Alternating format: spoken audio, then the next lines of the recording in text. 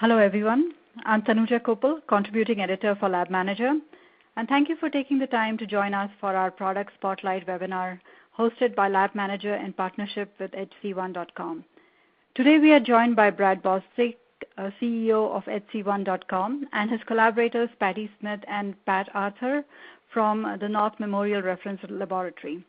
Brad is an entrepreneur who has founded and led multiple high-growth technology companies, serving as CEO and president. He founded HC1.com in 2011, and today the company has more than 500 clients. HC1.com has emerged as a leading innovator, being recognized as one of the 100 most promising companies worldwide by the Red Herring Global. Brad will certainly tell you more about this exciting company during his talk. North Memorial Reference Laboratory is one of HC1.com's clients.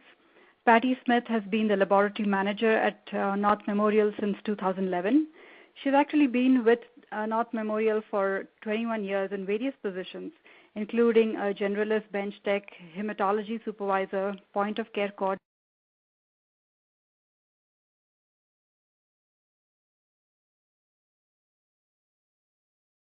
coordinator, and technical consultant for clinics.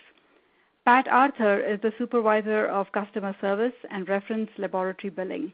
Pat has been with North Memorial for 15 years and previously managed a dermatology clinic for 25 years. So as our speakers are going over their talks, if any questions come to mind, please type it into the question box. This appears on the left-hand side of your screen, so all you have to do is type in your comments and hit submit. I will be receiving your comments and questions here on my end. And we are certainly looking to keep things very interactive, and we'll be happy to discuss your comments or anything you have to share with us, either during the webinar or afterwards during the live Q&A session. Today's webinar will be archived on Lab Manager's website, and we will be sending you that web link via email in a couple of days.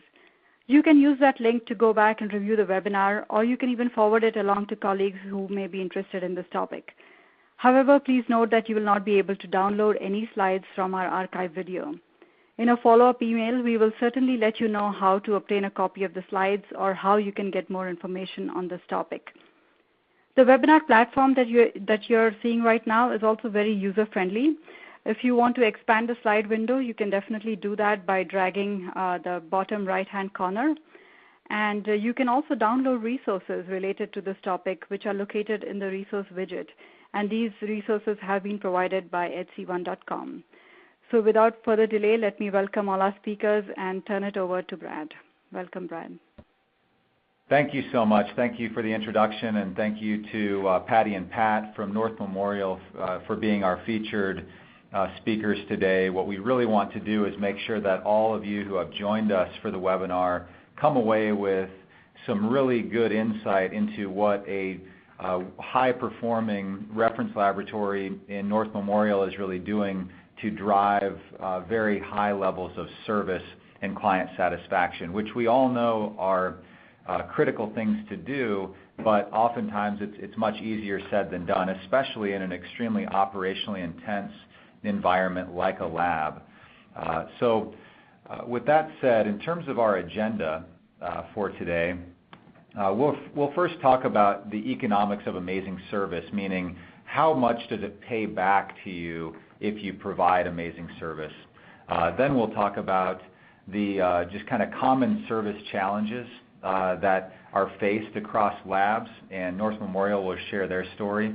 And really what I'm going to do is play the role of helping to facilitate and moderate, because I think that what we're all really here to see and hear is Pat and Patti's story on what they're doing to really achieve amazing service. And then we want to make sure that we answer any questions that you have. So we'll leave ample time toward the end of the webinar here, try to add about 15 minutes toward the end that we can do any sort of answers to questions that you come up with. So first of all, just let's talk a bit about the value of amazing service. These are numbers that are pretty staggering when you really take them to heart, especially when you consider that oftentimes we're in a reactive mode in the lab business where we're fighting fires all day long, and it's kind of hard to get ahead of the curve, let alone to know where issues are that you're taking care of before the customer ever notices. First of all, the average business loses 50% of its clients every 5 years. So these are statistics that we didn't produce. They're statistics that are actually produced by wide studies. The second is it costs up to 10 times as much to acquire a new client than it does to retain an existing client, which is obviously a game changer in the world of reducing reimbursements and the high competition around outreach and really this drive to become more efficient and to grow. If you're bringing in a lot of new clients from an outreach perspective on the top of your business and dropping a lot of previous clients out the bottom, you end up kind of running in place or maybe even slipping backward. The next statistic here that you can see, 80% of future revenue typically comes from 20% of existing clients. And oftentimes we see every day that we're doing a lot of work for a lot of clients, doing our best to hit different metrics like the turnaround time requirement, but we're not really sure which of our clients are necessarily most profitable, which of our clients that are providers who are most satisfied, who really have the biggest opportunity for us to expand, and the like. And so that's really a critical statistic as well to understand. And then 90% of clients who leave will never actually complain. So we'll talk about some examples of that behavior with North Memorial here, where the clients will all of a sudden not be showing up anymore in your revenue, and they never even said that there was a problem. And so it's really important that we focus in on how do you identify where those issues are before the clients even notice them. So before we hand it over to North Memorial to get started telling their story, we'd like to have a poll that you can all respond to here interactively right there within the webinar screen. So you should be seeing this question here: do you face these challenges in delivering consistent superior service? And this will help us better gauge where you all are from your perspective on the continuum of different challenges. So you can select one or more than one of these. We just want to understand through the whole audience what percentage of you are experiencing which of these challenges. And I'll give you here about 5 to 10 seconds to go ahead and select which of these apply to you. So our departments are often operating independently with limited information. The second item is issues aren't escalated quickly enough. And the third is it's difficult to identify the root cause of issues. So what's the challenge, or what are the challenges here that you see that get in the way of delivering the kind of service that you think is appropriate for your business? Yeah, and Brad, I also wanted to quickly mention that after you have clicked against the box, don't forget to hit submit. Otherwise, your results won't be registered. Thank you so much. I failed to mention that. Thank you for adding that. Sure. All right, I think we should be ready to tabulate. Yep, there it goes. Okay, good. So moving on here, now we can all see the results. So it looks like 66.7% of attendees are saying that their departments are sort of siloed, operating independently with limited information. 30% are saying the issues aren't escalated quickly enough. So it sounds like in a majority of the cases, issues get escalated, but maybe it's this more of a siloed situation. And then 46.2%, it's difficult to identify the root cause of issues. Very helpful. So it seems like probably, Pat and Patti, this challenge around communication and collaboration across multiple locations and individuals is a challenge. So thank you all for giving us that feedback. So let's move into the North Memorial Reference Lab story here. So Pat and Patti were already introduced. They are extremely progressive people in the healthcare industry who have really embraced strategies to be more competitive and are seeing a lot of great results from the high levels of service that they provide. So let me hand it over to you now to go ahead and introduce the North Memorial story, and I'll help along the way as we continue to talk through your different experiences. Thank you, Brad. Thank you, Brad and HC1, for inviting North Memorial to participate in this webinar. I hope everybody is enjoying a sunny afternoon wherever you're located at. A little bit about North Memorial. We are located in a first-string suburb in Minneapolis, Minnesota.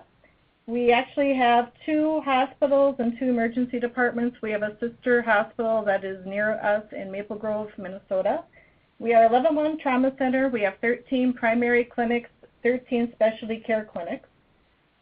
In our laboratory, we perform approximately 1.6 million tests annually, and we have 88 FTEs that are employed in our lab.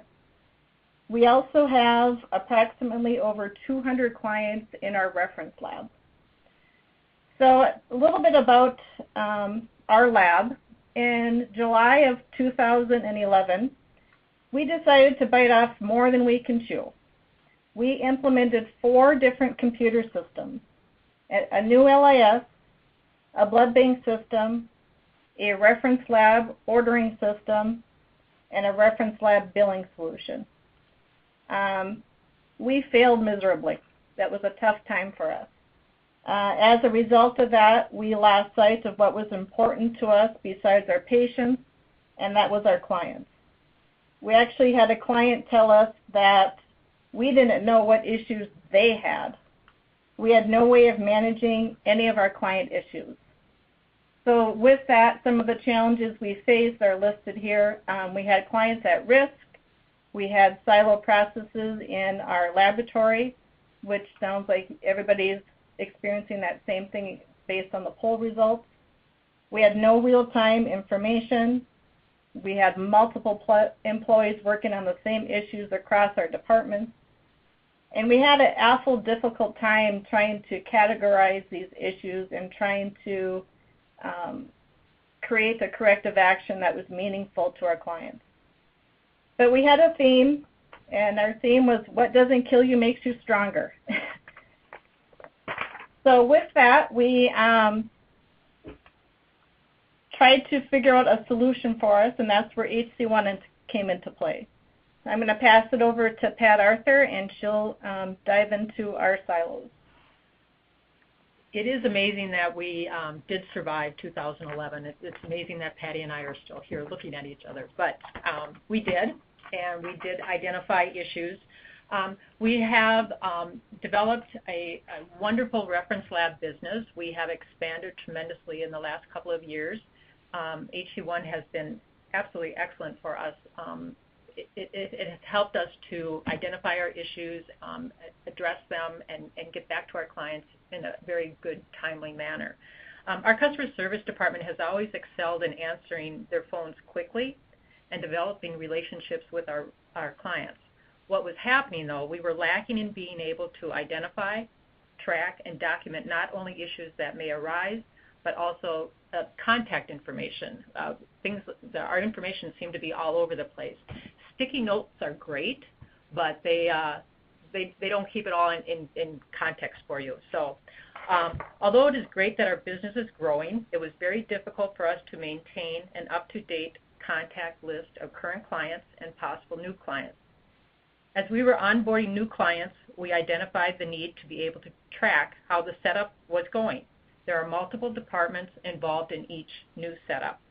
We would lose track of who was doing what.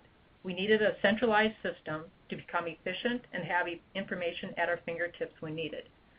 We also struggled with just tracking everyday issues.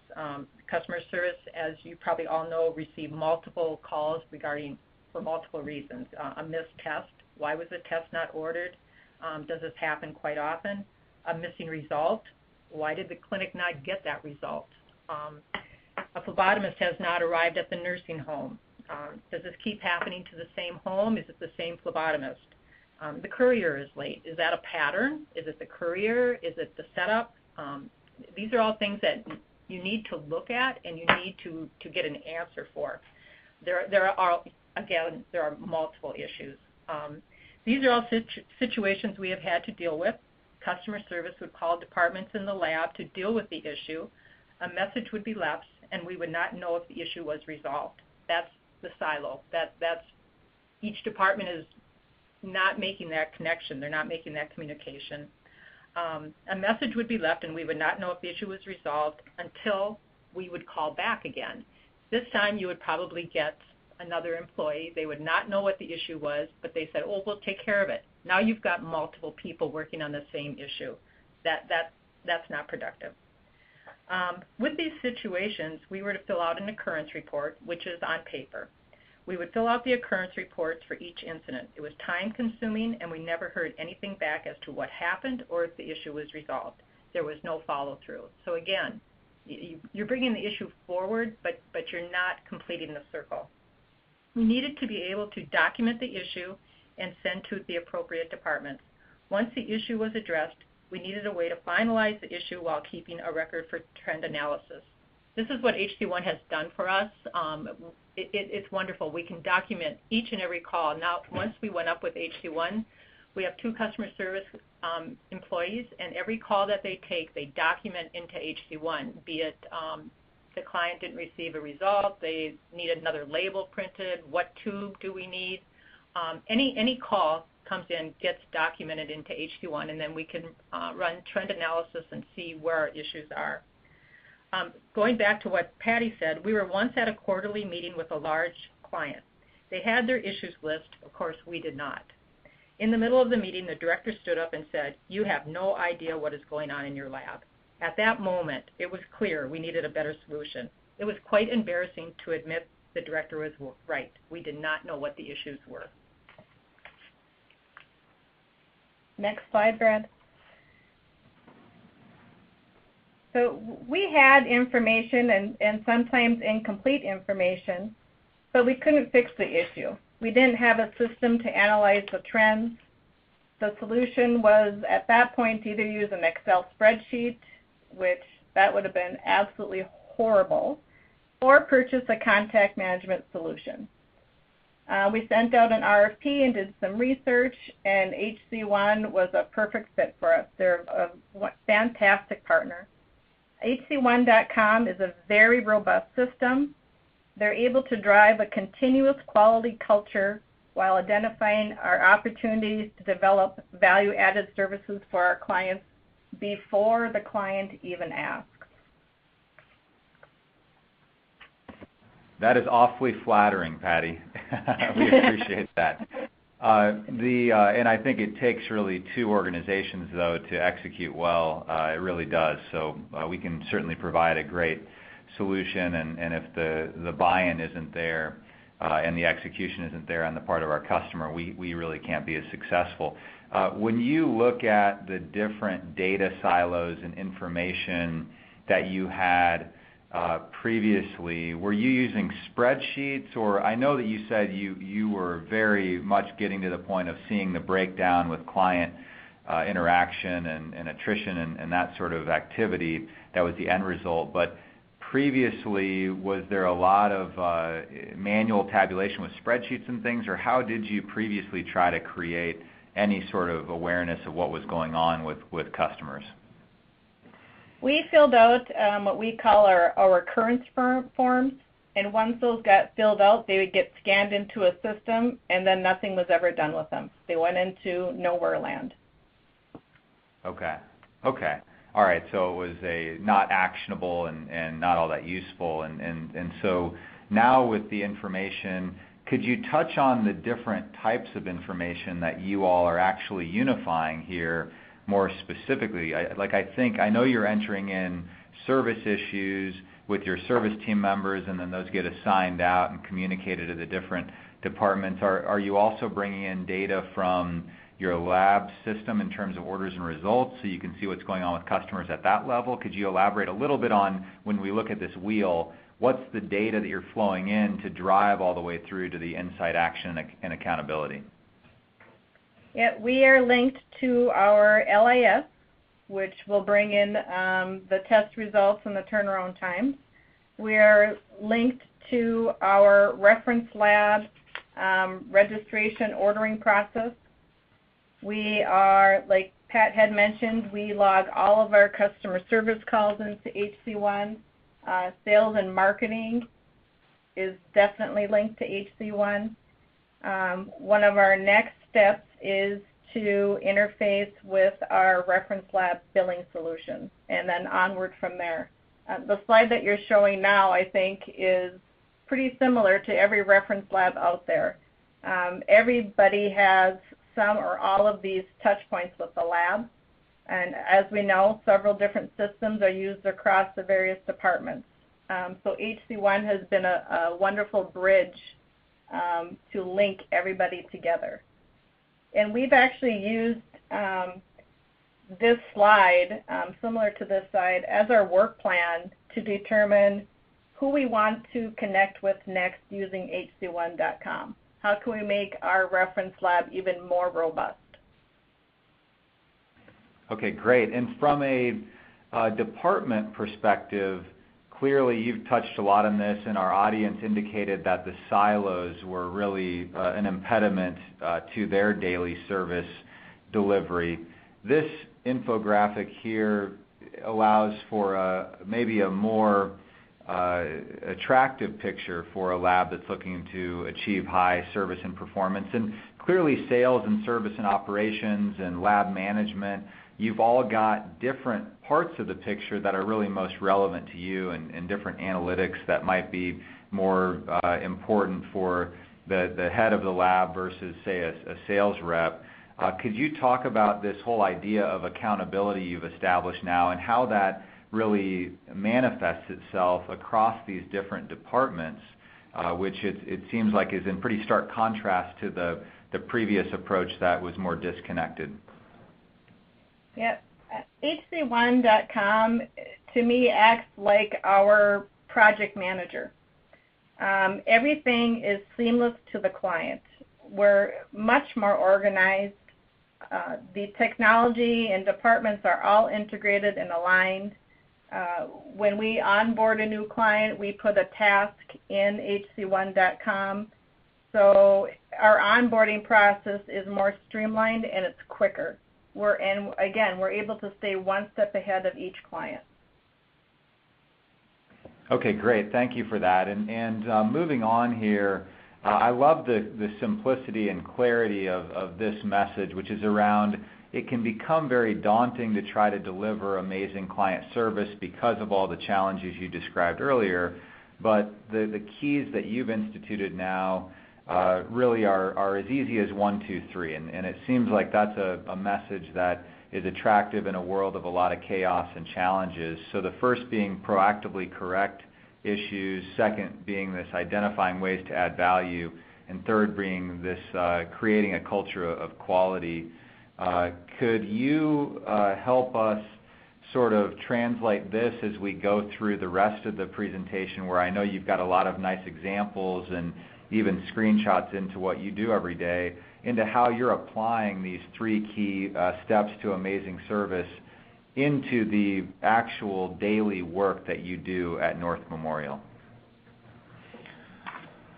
Yeah, so as we go forward, I'm sorry, go ahead, Pat. I'm sorry. I was just going to say, our client service department, well, first of all, they're amazing. They answer that phone with a smile, but that's not enough. But now that they have hc1.com, they also have the tools to complete what they need to do. We are now able to proactively correct the issues. We have a client who is having an issue with their labels printing about 20 minutes after the order. This is not that's not the way it's supposed to be. That label is supposed to print immediately. This was only happening on Friday afternoons. The CSRs saw a trend. They investigated it. They contacted the vendor for the ordering system that we were using, and the situation was resolved. We would not have been able to do that unless we had hc1.com. We were able to document that in hc1.com, and then we could see that this was happening. It was a continual happening, and it needed to be looked at, and it was resolved. And it was great. It was one of our first big moments. We also had a nursing home that was calling for stat draws after our phlebotomist had already been at the facility. Our phlebotomists go out, they make rounds every morning. The same floor was calling us back later in the morning saying, we have stat draws. We'd say, why do you have stat draws? The phlebotomist had not been there. And again, this was documented because we are documenting all of our calls. And the girls identified that there was an issue. They investigated it, and they found out that the phlebotomist was not aware of this one wing of the nursing home, so she was just missing it. So we were running back out doing stat draws, which everybody knows is very costly. The value of knowing what the client may need is huge. So also being able to document these issues, you can see that there might be something that the client doesn't even realize that they need. We have clients that are still on a paper process, and they would be calling regarding issues with the paper. Well, okay, let's address that, and let's get them onto our electronic ordering system. All of these issues are lost if you don't have a way to document it. We also had a nursing home who was ordering a test that normally we do not allow to be ordered outside of the lab due to integrity of the specimen. This issue was brought forward to our core lab supervisor, processing supervisor, pathologist, and management. The need for the test was reviewed, and it was decided to be able to do the testing for the home, we would place a centrifuge in the facility. The communication between the departments allowed us to look at the issue and identify a need for our client with a fast resolution. Huge. Being that we were able to communicate throughout the lab, throughout the departments, with the management, with pathologists, it has to be that way. Otherwise, you're not going to succeed. We are now able to provide quarterly reports for our clients. We do quarterly meetings, and we have quarterly reports that come out of HD1. We run them out of HD1, and they look beautiful, extremely professional, and all of our clients have said, wow, you guys are really coming through with new and exciting things. We were able to address issues that may cause us to have a client at risk. We had just signed on a new nursing home. Within 10 days, they called questioning the integrity of our testing. We were able to assign this case to the core lab supervisor, who in turn consulted with our pathologist. They researched the issue, inserting documentation into the issue that gave the home the root cause and corrective action. The issue was not with the lab, but clarification since going to a new lab. We had a touch point meeting with this client. The client mentioned that they had some concerns about some quality control issues early on in the transition, but feel comfortable now. The assistant DON commended our laboratory about being a professional, accurate, and reliable lab. They mentioned that they look for the best vendors so they can tell others they have the best service. They feel they found that in our lab. I think that answers it right there. Wow, those are some really compelling stories, and I think what really can make this come to life for the people that we have on the webinar here, as I've stepped forward to this next screenshot, actually, before we talk about the specifics of these different views and how they're enabling these different examples that you just described, Pat, I think it's probably worth just touching on something that sometimes we take for granted, but the fact that HD1 it's actually available, it's a secure cloud type system, and what that means to us is that you can access it anywhere securely, so the information is no longer stuck at a desk somewhere. It's not just only in one little spot. It's really available to everyone who needs to access it. And is that something that is valuable as you look across the different groups that you have at North Memorial? Yeah, the task list is huge. When we onboard a client, it involves not only lab, but it involves IT, and it involves many people to get that client set up in all the systems. And now that we have HD1.com, we are able to put this into our task list, and we then give it to the task list, stays in there until the project is completed.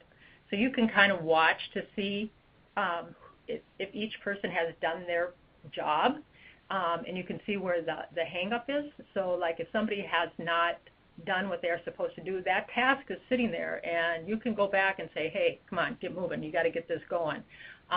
So it's real time, and we never had that before. It was, do you know who's doing what, and where's our project now? And so we always struggled with that. So this task list keeps you, you don't forget to do something.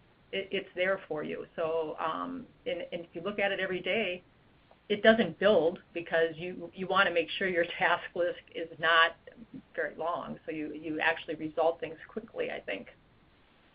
So that's the accountability kind of concept. So I'm sitting here, and in one of the scenarios you gave, I've seen that there's this issue that's been assigned to me or one of my team members, and I'd like to see the details on that.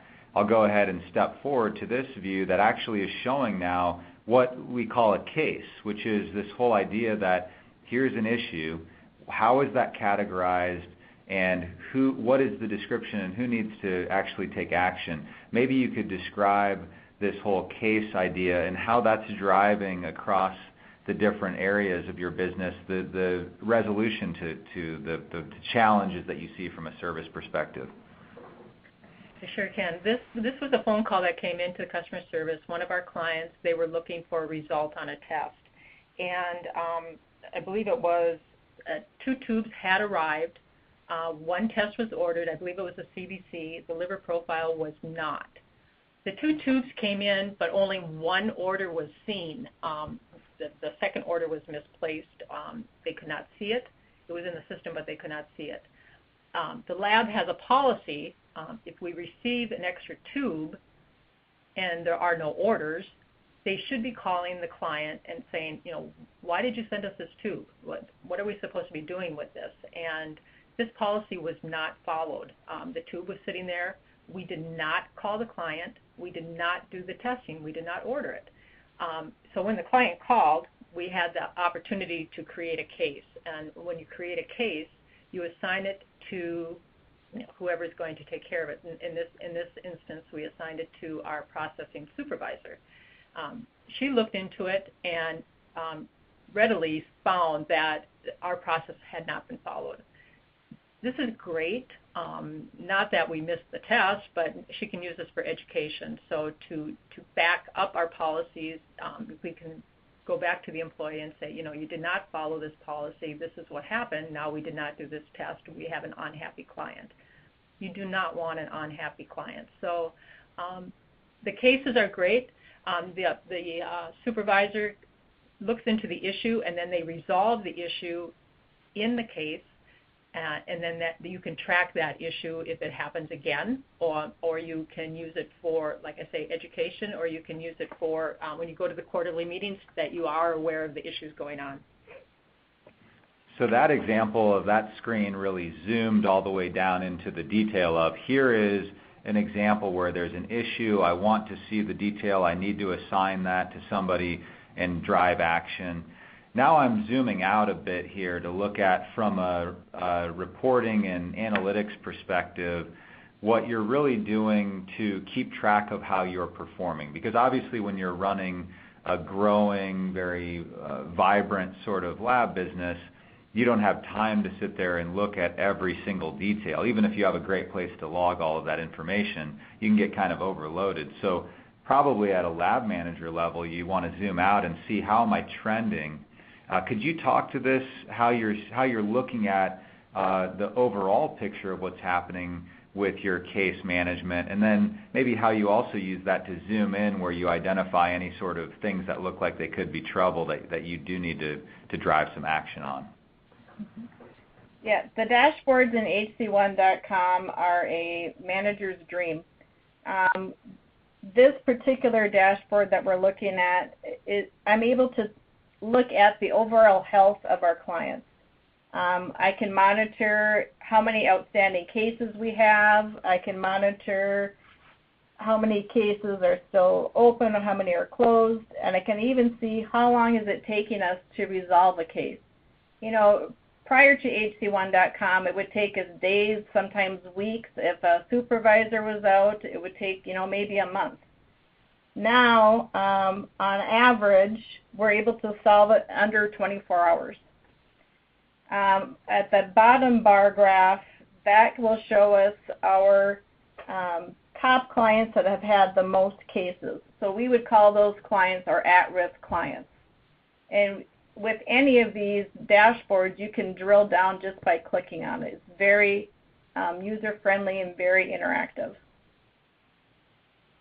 So for example, if I see that one of my clients is at risk, I can actually click on that case count, and it'll take me all the way down to let me see what those cases are, and then even drill down to that earlier screen that we showed where it's got the detail and the description and who it's assigned to and when it's due and all of that good stuff. So it's I think to your point earlier, it might have taken a lot of phone calls and sort of he said, she said situations coming up before an issue finally got resolved, which really leads to a lot of, I think, difficult dynamics internally, not to mention the dissatisfaction on the customer side. So it's great to see how you've employed this to give you that lab management perspective on how you're really what amounts to not only service levels, but gosh, even quality is related obviously to these sorts of steps, and continuous improvement and quality are such huge topics as well.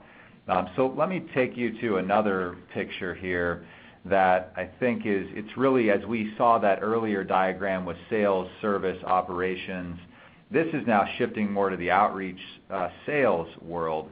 And how do you handle looking at where are we with potentially bringing in new business, and is that in line with our expectations, and how are we preparing for that operationally? Could you speak a bit to this opportunity analysis and how you're using that? Again, this is like the last slide was a manager's dream. This is Christmas for our sales reps. He absolutely loves this tool. He uses it as a project manager tool, and he's able to juggle multiple opportunities in potential new clients. No one's falling through the cracks like we used to have before on a paper system. Now everything's right here. Last year, and this is no lie, last year he was working on onboarding about one client per month. Now he's able to do one client a week. He's able to chase those clients down. He's able to keep those relationships and keep those phone calls open. We also use this dashboard to feed up to our upper management so they can see the health of our reference lab and how many sales we're bringing in. Okay, great. That's helpful. And then, again, looking at this from a roles basis, that was more of a sales leader type of perspective. Now we're stepping into account management. So now we've already won this relationship. How are we looking at what really is happening with that customer? Could you talk a bit to this account management view as well? Mm-hmm. So this dashboard, we view it as it's monitoring the health of the account. So on the top graph is a test utilization tool. We can see over time how many tests that client is ordering, or if, God forbid, they would start to drop off, we would be able to see that too and be able to jump in and meet with that client before they become a client at risk and find out, are you sending your labs to a different lab without us knowing it? The bottom right corner, as I said, we have linked hc1.com to our LIS, so we've pulled in our turnaround time data. Again, it's another great way to manage the health of the account to make sure that we're meeting the client's needs on result turnaround time. And in this case, you're actually looking at a specific client, it looks like, or a specific sales territory, or you may want to look at a specific account number. So it looks like on the right there you have all these filters to where you could look at the picture a different way if you needed to without having to go do manual work or click a lot of buttons. Is that right? Correct. Okay, great. Now I'll just continue to step through this because I think this is really bringing the story to life that you started out with here. So this is more of an account overview, right? And so now you're looking more broadly across 20 accounts. How do you, and by the way, wherever it says confidential, just for the audience's benefit, that's where we've basically obfuscated any information that is sensitive and proprietary to North Memorial.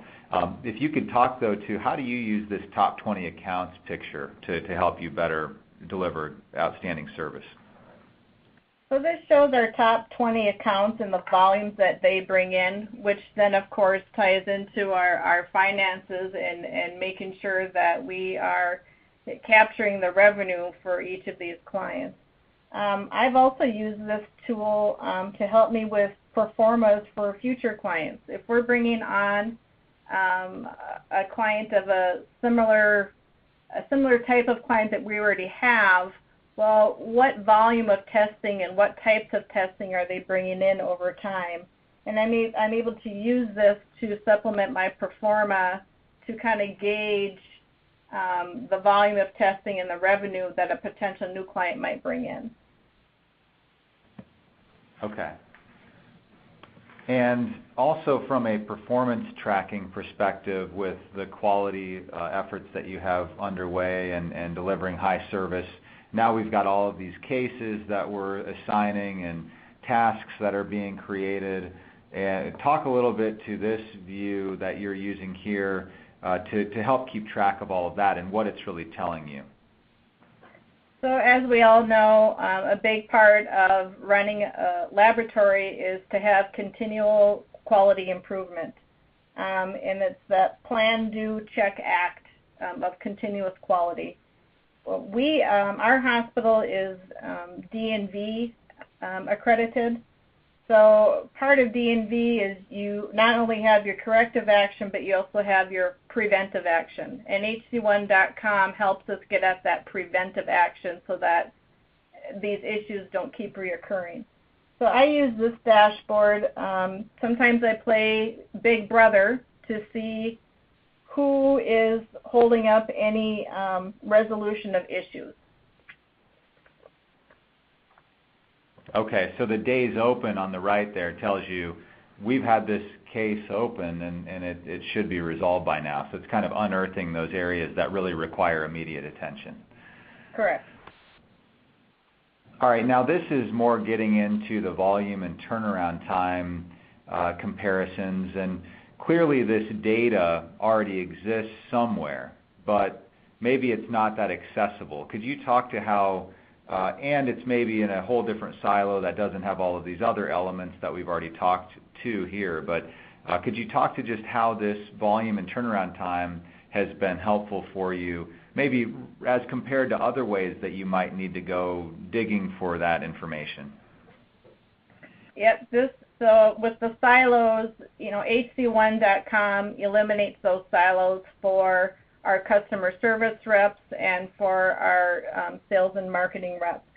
So we are able to drill down again to a sales territory, maybe a specific department like chemistry, or even down to a specific test, and look at how many of those tests that a client might be ordering over time.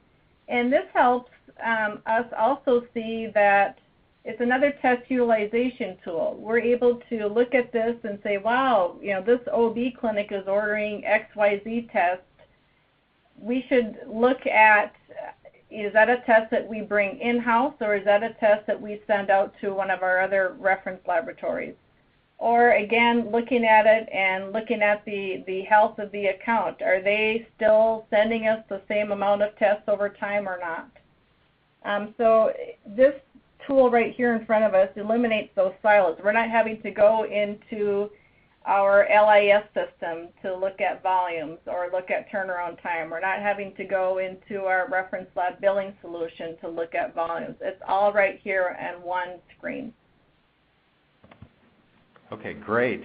And in terms of actually looking at all of these activities now, here's a screenshot that I think is really powerful around, now we've got all of this activity occurring.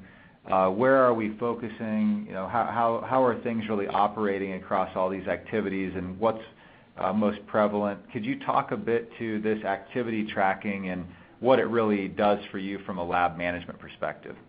Mm-hmm. So I'm able to track activities by either the user role or by actions.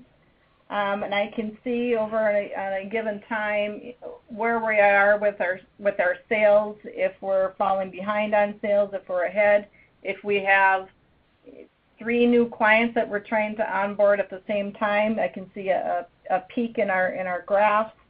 But it's also useful because in the bottom right graph, it shows the time range on there. So I'm able to know how to allocate my staff and where to allocate my staff over the time of day. Where do I need my resources at most? Okay, so it's actually helping you focus your resources and where you're investing time and dollars to make sure that you get the best return. So you don't have somebody in a situation where there's not that much for them to do at this time, but then nobody's available on something when things heat up a little bit. Is that right? Correct. Okay. All right, great. Well, I think we touched on some great examples earlier. I know we did. Here's an actual infographic with this real-world example, and I think it relates to something that happened early on when you were starting to use HC1. Maybe just a recap of this example with the infographic along with it would be really helpful, I think. This is the example I had talked about earlier. We had a new client, and it was a nursing home, and within 10 days of becoming a new client, they called with a complaint. They were concerned about the integrity of our testing. The CSR assigned, the customer service rep assigned the case to the correct lab supervisor who did her research. She then went to the pathologist. They reviewed our results.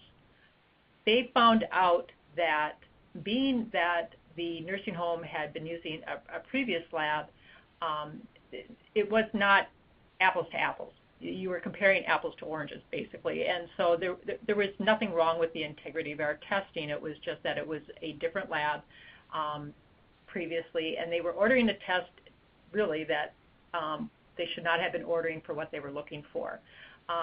The supervisor from the core lab supervisor gave us a tremendous amount of information. We were able to send that to the nursing home ahead of time, and then we set up a meeting to meet with them. Again, we arrived at that meeting, and they had already had that information. They had reviewed it. They were fine with it. They opened up their arms for us when we came in, and they said they were glad that we were their lab, and the assistant DON was very comfortable with the integrity of our testing, and they appreciated all the work we had done and thanked us. We went into that meeting with the client at risk, and we came out as a reference. They said they would use us as a reference, that the lab was excellent. So it worked out very well for us. It was a win-win situation on both sides. Great, that's helpful, and I knew you touched on it earlier, and I wanted to have this image, and I think it's helpful after having seen all the screens and different reports and things that you use. It makes it, I think, a lot more tangible in terms of how it is that you're executing on this superior service that you've been able to put in place. So before we move on to the Q&A, let me just recap what we've been through here, because we want to make sure everybody on the call gets value and really sees these different key steps that you're taking at North Memorial, which I think are pretty applicable to any laboratory that's looking to deliver a very high-end service. So first of all, proactive communication and issue resolution is extremely important, and to do that, you have to have some way to enable that connection that breaks down the silos. So getting everybody into a consistent, secure, cloud-enabled environment seems to have opened up the communication a great deal, and then having the ability to drive accountability around tasks and cases. So it's not just, hey, here's a message. It's not the hot potato thing where you sort of throw it over the wall and hope that it doesn't come back to you again. So that I think is the first point of what you've instituted. The second is identifying opportunities that add a lot of value, which it seems that you're doing that in many different ways. When you're going to your client, as that last slide pointed out, you're not coming to them with problems or to be surprised by problems. You're coming with solutions and recommendations. And then finally, this whole idea of having a culture of continuous quality where it's being able to measure where you're performing well, where you're having challenges, and how you're improving that. And I think clients really, and providers even inside the health system that you serve, value the fact that you're bringing to them a lot of metrics around how you're performing and proving to them that you deliver value, and that if there is an issue, you know about it, you take action on it, and hopefully you do that before they even knew it happened. Anything to point out on that recap before we sort of shift through and get to the Q&A, Pat or Patti? No, I'd like to say that I'm looking forward to my next lab inspection to show them these dashboards on hc1.com to kind of drive home the continuous quality improvement that we are using. We're even talking internally of using this tool to document all of our laboratory occurrences, whether it's an inpatient or a reference lab client. Outstanding. Well, please do invite me to that session. I'd love to be there for that. So while we're shifting to the Q&A portion, just to give a quick snapshot, you've touched on HC1 a great deal, and our purpose here is really to bring value through education to the audience. But we really are focused on personalizing the healthcare experience for providers and ultimately for patients as well, and doing that by aligning strategically with high-performance labs that are looking to make that leap into delivering very superior service. And we've been super fortunate to have clients like North Memorial and other clients like those that are listed on this slide, ranging from smaller all the way to global companies. And also, a lot of you know the instrument folks at Beckman Coulter. They exclusively sell HC1 as their analytics and relationship management platform. So very excited to be working with high-performance labs like North Memorial and others around the country and around the world. So with that, we'll turn it over to Tanuja to facilitate the question and answer. And thank you so much, Pat and Patti, for being here with us, and we'll look forward to answering all the questions that have been queuing up with the audience. All right. Thank you very much. I think this format worked out very well. Thank you for walking us through all your experiences and what it was, explaining the before and after scenarios. I think that was very, very helpful.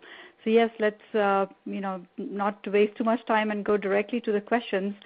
The first question, actually, there are a couple of questions along this line. So I think people are curious to find out what was a lab information system that you previously used or you're still using, and how does it actually interface or link to HC1 and their platform? So our previous lab information system was a very old, probably one of the original Cerner LISs. And in 2011, we flipped to Epic Beaker. And when we were first implementing HC1, we were talking about, do we link this to our reference lab outreach order entry solution, or do we link it to Beaker? And our IT department actually recommended to us to link to Beaker because we could get more information out of that. We could actually pull in our turnaround times. I see. Okay. And then how is the data actually inputted into the platform? Is it all automated, or does someone have to go in and do it physically? It's all interfaced. Sure, I can address that. Yeah, I can. Well, and that's the simple answer. Yeah, it's all interfaced. To address that question in a little bit more specificity, we have a component called HC1 Connect that is a standard built-in piece of our solution. And when customers subscribe to HC1, we can use HC1 Connect to really feed data automatically from any of the sources. Typically, we start with an LIS type feed for orders and results in real time, which we oftentimes receive that as an HL7 type of format. And oftentimes also people will connect in their revenue cycle or their supplies. And regardless of whether it's real time or it's more of a batch, periodic type of load through files, HC1 can really ingest that. So it's designed to expect that you're going to have various different ways that data will flow in, and there are guidelines that HC1 provides to say, if you feed in these data elements, this is the kind of magic that you can get out of the solution. So it's not a bunch of discovery, it's more of a very focused effort. And in addition to that, there is user input around things like the cases and the notes that you're putting in. So if I have a call come in and it's related to a specific order, I can pull up that order in HC1 and create a case and relate it right to that order and assign it to the right person. So it's kind of combining automated input through interfaces with the actual entry by the people that are working in your lab to create a very seamless connection between your business activities to take care of customers and your actual clinical activities that are the basis of your relationship with those customers. I see. And is there any type of data that the system doesn't support that has to be inputted manually, or can you handle any type of data?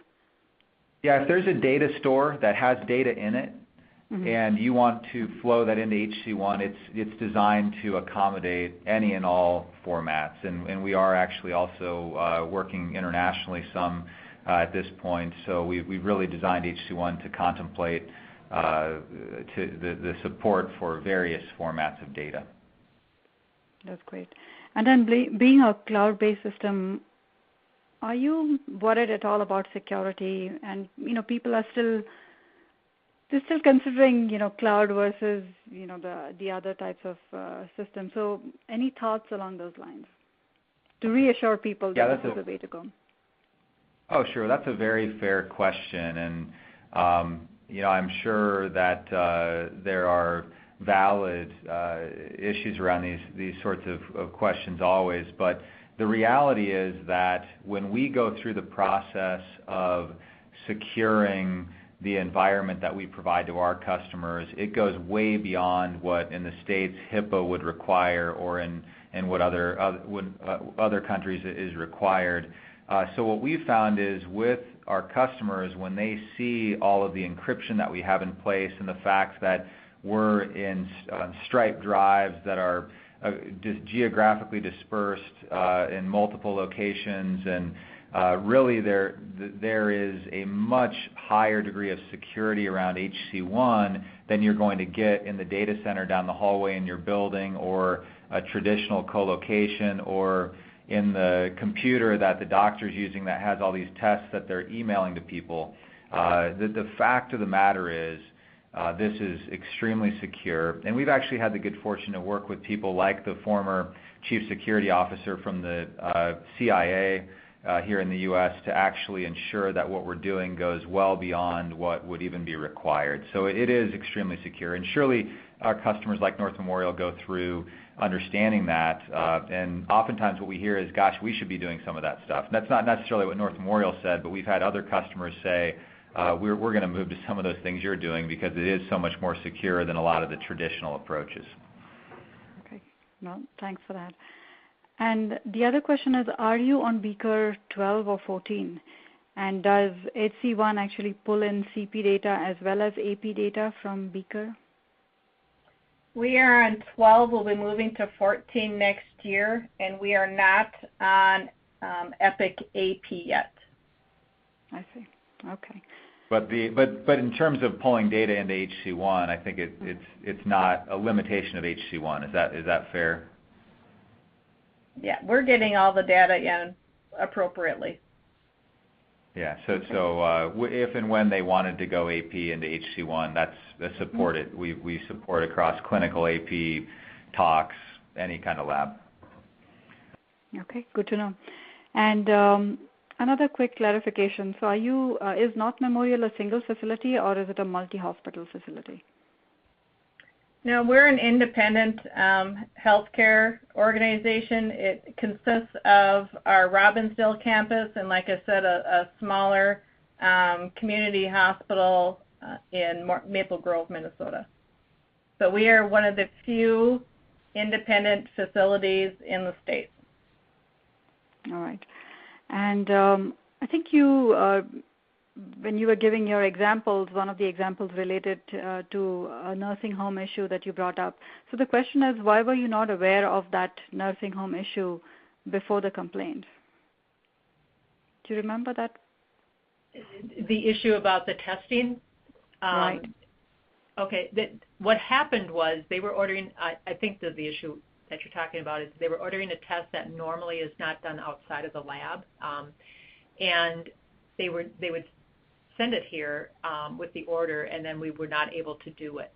And then they would call customer service and complain that we were not doing their testing. So that's how it was brought up. If that was one of the issues with the nursing home. The other issue was the integrity of the test, and it wasn't, like I said, the integrity of our testing. It turned out it was not the issue, but the issue was the testing that they were ordering. We were doing the testing they were ordering, but it really wasn't the result they were looking for. That goes back to those silos. The communication between customer service and processing and your core lab, it's just hard to make those connections. And then sometimes you find out that your client will also not call customer service, but they call somebody else, and then that call never gets documented, or the issue never gets resolved. So hopefully that answers your question. Yeah, but so it sounds like it wasn't like nobody knew about the issue. It was just like all the key people at the exact time didn't all know to be able to drive the action around addressing it before, and with more of a uniform way of everybody seeing all of the ways that the client is engaging with you, that was able to bring together the right people to set the meeting and make sure people were straightened out. And otherwise, it might have taken a lot longer to actually get that to the right people and have that discussion. Is that a fair way to put it? Exactly. Right. And also, Brad, going back to your earlier point, sometimes people don't complain. They just leave, right? So I think that's also the issue, that if you have a system that's in place that brings up these issues proactively rather than waiting for someone to call and complain, I guess. All right. I'm going down the list of questions. I think we have covered everything that has come in from the audience. Is there anything else that any of you wanted to bring up or reiterate? I'm good here. I appreciate everybody's attendance, and thank you again to North Memorial for sharing your story so openly with the group. And hopefully there's an opportunity to work with more of you on these types of initiatives. Certainly we would be open to any conversations at HC1 if you're interested. And we will also make sure that in the follow-up that goes out, there's the right contact information for any attendees if you would like to have a further conversation or demonstration. That's wonderful. And Brad, do you mind skipping to the next slide, which also gives people the link to the archive? It will also be emailed to everybody, but it's right there if someone wants to note it down. So on behalf of Lab Manager, I would like to thank our sponsor, HC1, for their participation and support of this event. My sincere thanks to all our speakers, Brad, Patti, Pat, thank you. I think just this back and forth and constant interactions, it really made the webinar very interesting. Sometimes that's a challenge when it's an audio-only event, but I think you kept everybody interested and engaged, so thank you. And thanks to all of you online for your time and attention and for your questions. The webinar will be archived on Lab Manager's website at least for 6 months. So do visit us online to review this webinar. The website also has links to past webinars, and we are constantly updating the website with new and upcoming topics. So until next time, everyone, goodbye. And